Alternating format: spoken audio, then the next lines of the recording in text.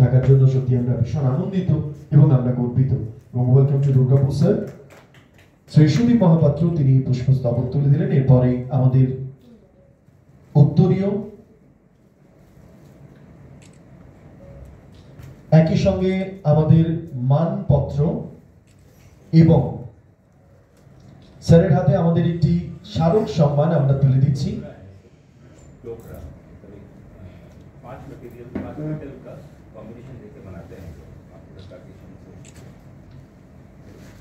আজকে আমরা ট্রাস্টের তরফ থেকে আমরা আন্তরিক শুভেচ্ছা জানাচ্ছি। জয়দীপ বাবু, আপনিও ভীষণ ভালো থাকুন, আর ঠিক এভাবে মানুষের সঙ্গে থেকে মানুষের আন্দোলনে সামাজিক কর্মকাণ্ডে আপনি আগামী দিনে আরো অনেকটা পথ এগিয়ে চলুন। श्री जयदीप इस टाइप के कुछ हैं। देखिए, गरीबी बहुत है और पढ़ाई भी बहुत कम है। जो पढ़े लिखे हैं उनको पता चल जाता है, गरीब आदमी को पता नहीं चलता। ये बात सही है।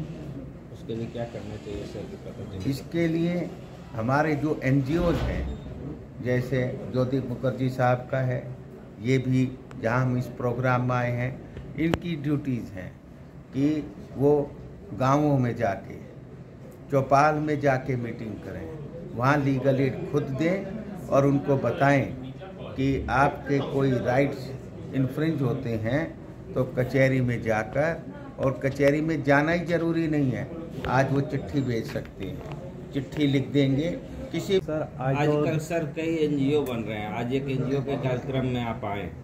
NGO का क्या रोल है समाज के क्षेत्र में?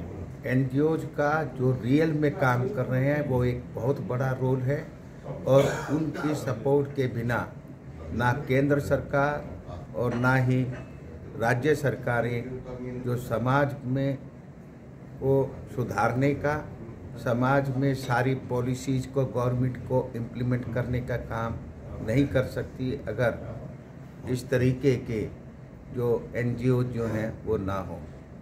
परंतु बहुत से NGOs जो है उनके काम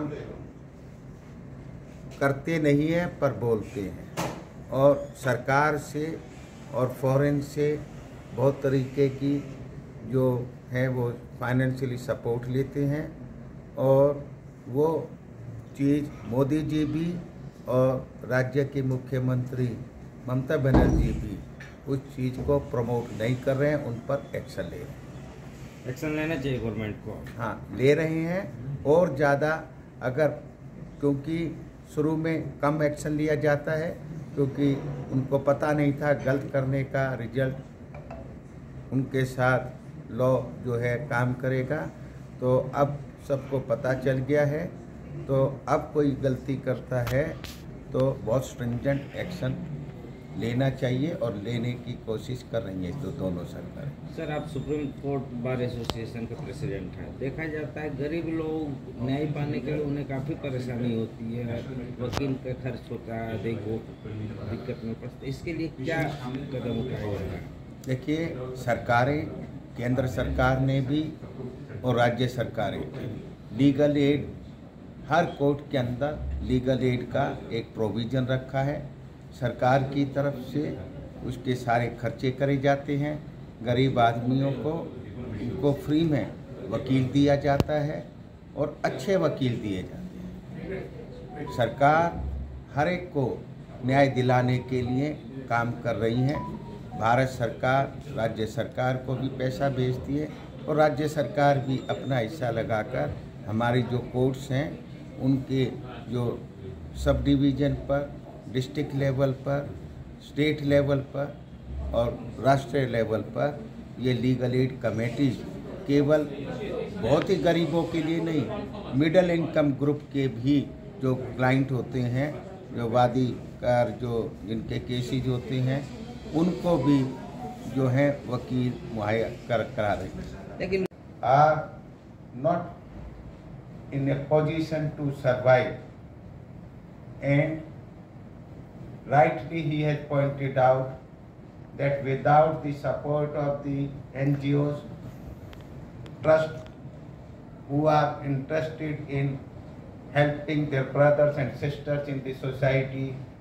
Neither the central government nor the state government can be successful in giving relief to the poor people. This is my first visit, because earlier I was the acting chairman of Bar Council of India, elected vice chairman of Bar Council of India. That time we were controlling all law schools in India. I was supposed to come here also. The Supreme Court Bar Association, Dr. Adish Agarwal ji is also with us today.